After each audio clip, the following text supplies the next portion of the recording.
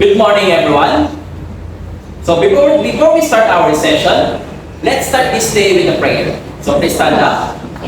Let us pray. Amen. So please take your seat, everyone.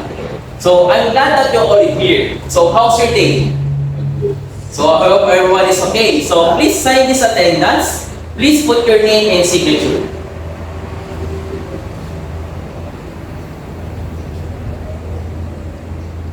Alright, thank you. So I will call your name based on this attendance. So I will be familiarized with your faces. So Mr. Bardon. Okay. Mr. Villagracia. Yes, yes. So thank you. So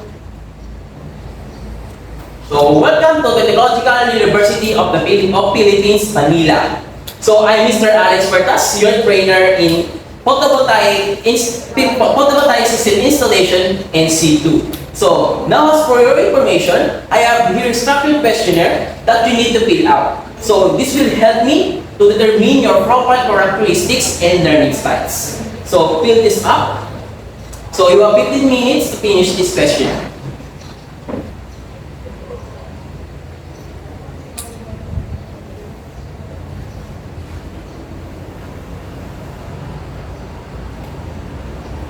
Thank you, Mr. Villagracia. Thank you, Mr. Marion. So as I can see here, Mr. Villagracia is senior high graduate and Mr. Marion is undergraduate. So your different learning styles are both visual learner. So now I want you to answer the self-check assessment checklist. So this is a checklist of competencies. So this is required for your qualification. So this will help me to determine your current competencies. So please put a check to yes or to no. So and read carefully all competencies that enumerated in this checklist. So please this up, put this up. Thank you.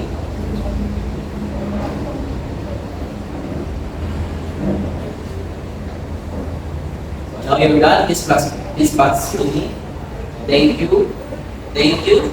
So to those who check in yes, you will undergo a recognition of prior learning, in which you will undergo an institutional assessment area, which is divided into 3 written demonstrations and oral questioning. So as I review your papers, your self-assessment checklist, I noticed that Mr. Villagracia have already competed in installed PV system. So please present your proof of evidence by tomorrow, and by tomorrow you will undergo an institutional assessment. So, okay po ba? So, thank you. So this is a written test. So this written test will measure your underpinning knowledge on the competencies in photovoltaic system installation in C2 to determine your knowledge and preparedness in this qualification. So you have this is a 40-item test, and you have 30 minutes to finish this. So please answer. So you may start now.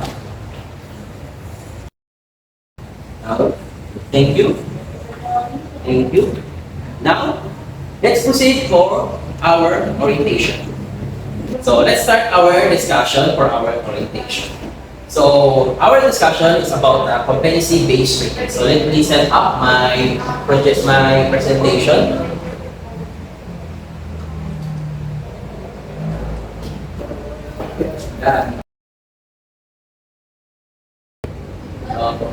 Stay a while.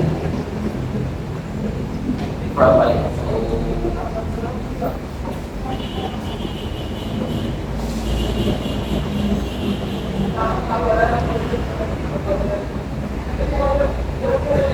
So let's start our discussion about competency-based training. So here's our agenda for the day.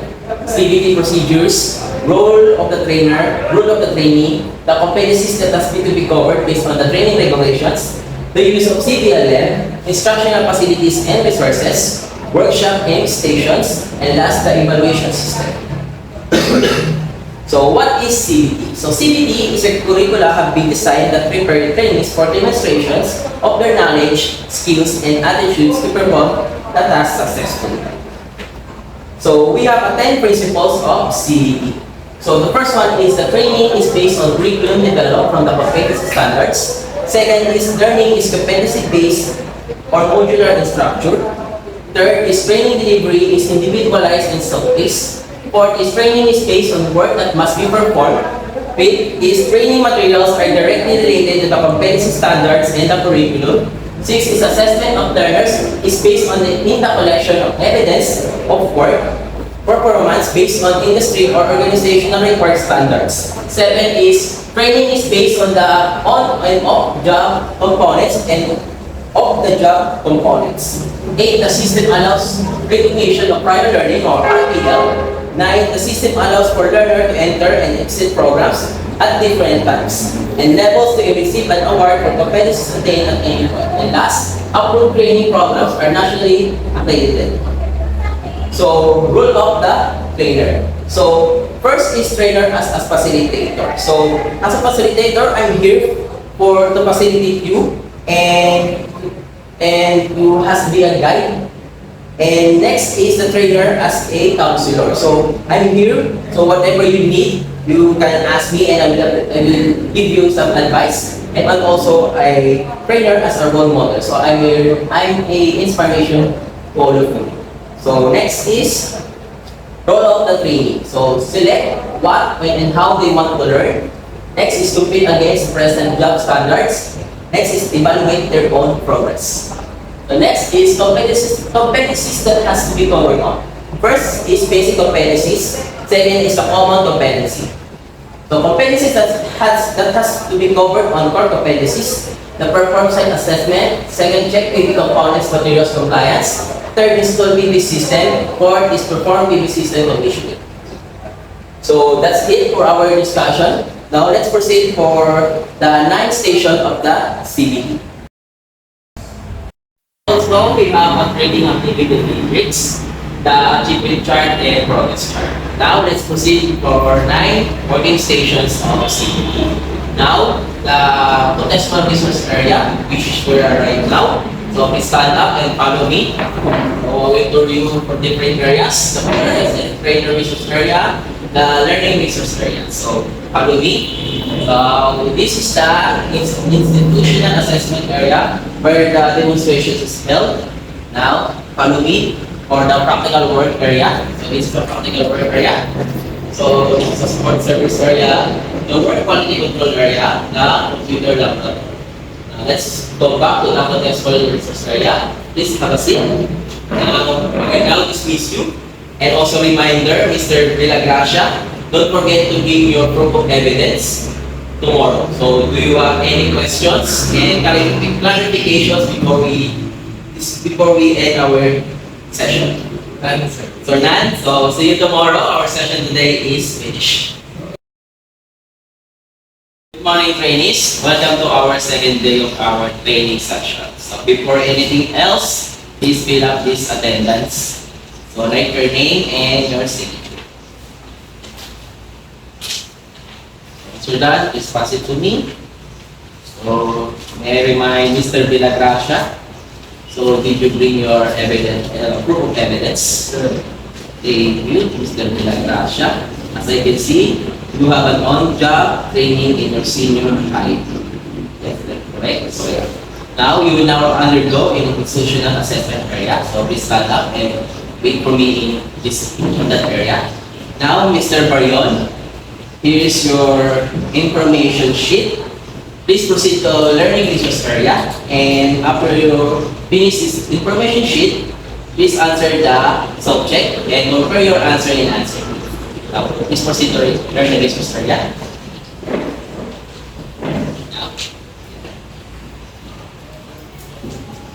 Right, now you're ready for your institutional assessment. Yes, sir.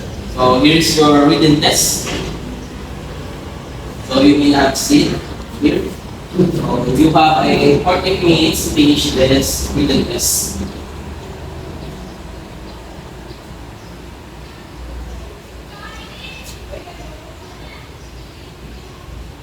That's up. So please pass it to me. Now, as you've done your written test, let's proceed to your demonstration. So you have a 40 minutes to finish your demonstration. So here's your job sheet as your guide. You may start now.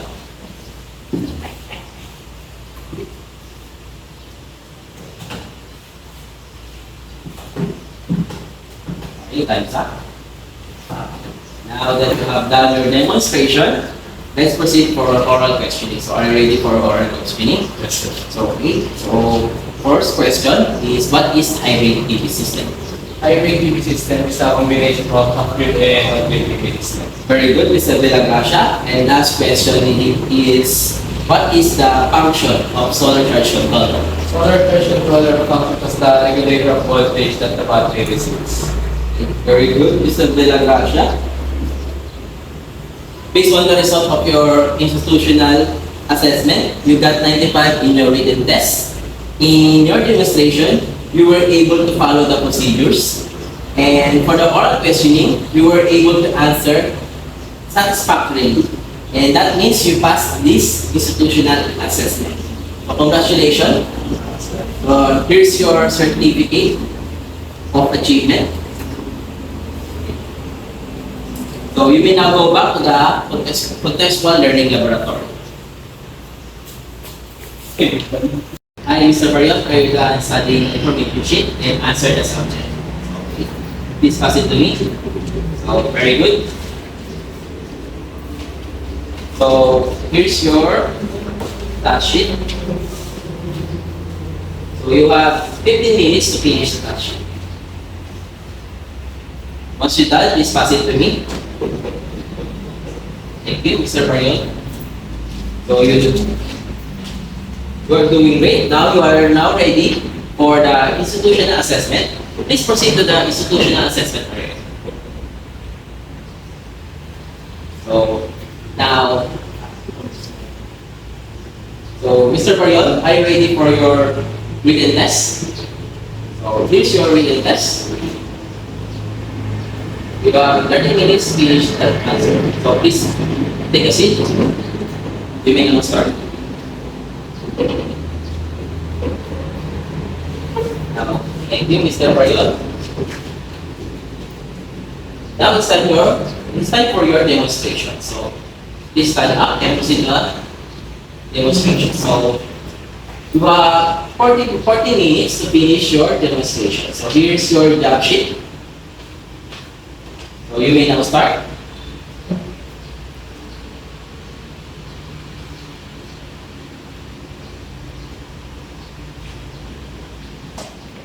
Okay, time's up. Now you have done your demonstration. Let's proceed for oral questioning. So are you ready for your oral questioning? So first question is, what is solar inverter for? DC to AC. It converts DC to AC. So what is the difference between off-grid and on-grid PV system? Upgrade stand alone tapos on-grid. So off-grid is a standalone and on-grid can function during power outages. So based on the result of your written test, you got 95 and you were also able to demonstrate and follow the correct procedure. And for the oral questioning, you answered satisfactorily. That means you passed the institutional assessment. So congratulations, Mr. Parion. So here's your certificate of achievement. You may proceed now to the contextual learning laboratory. Very good. Good job, everyone. You were able to pass the institutional assessment. So with this result, I consider you competent enough and I will recommend you for the national assessment. So before you go, I have an evaluation form for you to fill out. This will help me to improve or enhance the training session. So you have 10 minutes to accomplish this.